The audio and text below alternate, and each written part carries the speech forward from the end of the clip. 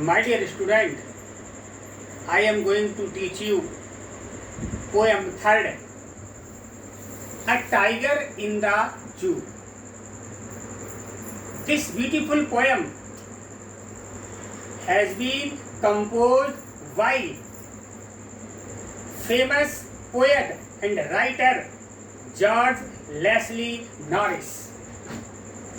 In this poem, the poet has described that it contrasts a tiger in the zoo to the tiger in national habitat. The poem moved from the zoo to jungle and back again to the zoo. In its natural surrounding, the tiger is happy and joyful, but in a cage he is full of rage and trouble. The poem shows the great importance of freedom. मैंने कवि ने इस कविता में बताया कि एक जंगल का tiger और एक पिंजरे में बंद टाइगर की तुलना की गई है कि दोनों में क्या अंतर है. द टाइगर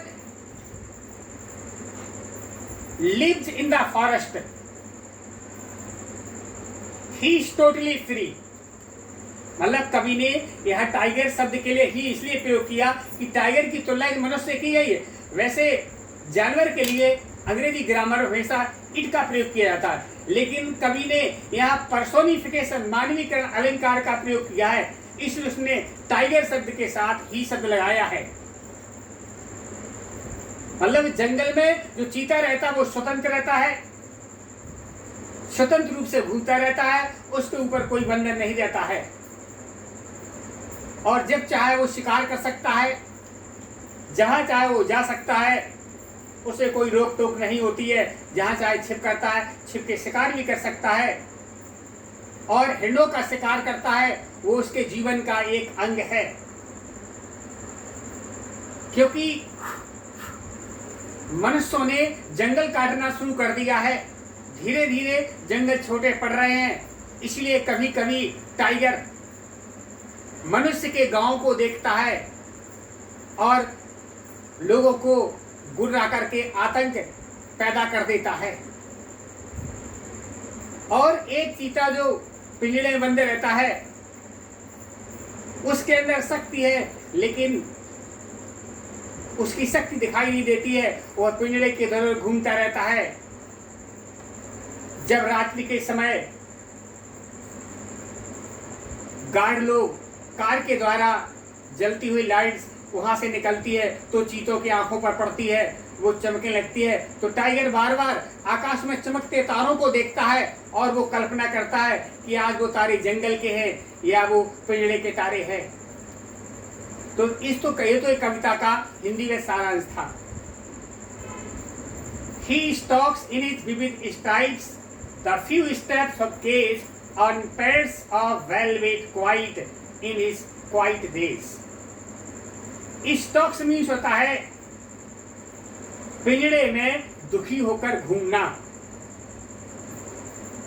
विविध मीन्स होता है ब्राइट चमकदार.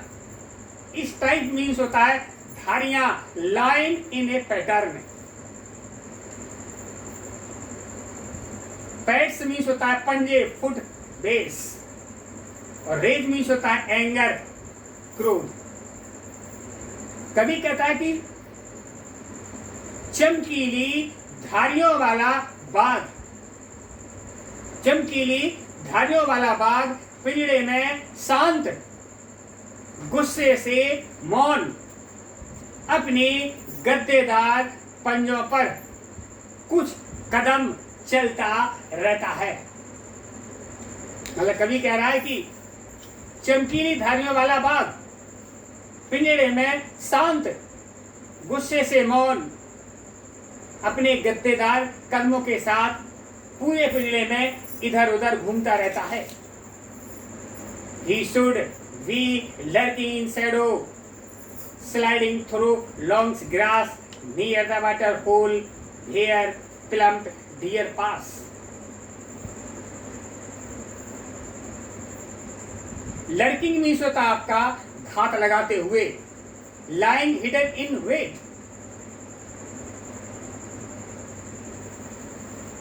प्लम्प मीन्स होता आपका गदराया है मसल।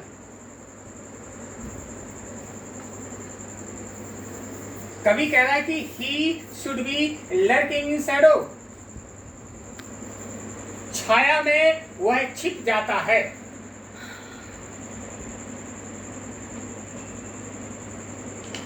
और लंबी घास पर सरकता है। स्लाइडिंग थ्रू लॉन्ग ग्रास, लंबी घास पर सरकता है। Near the water whole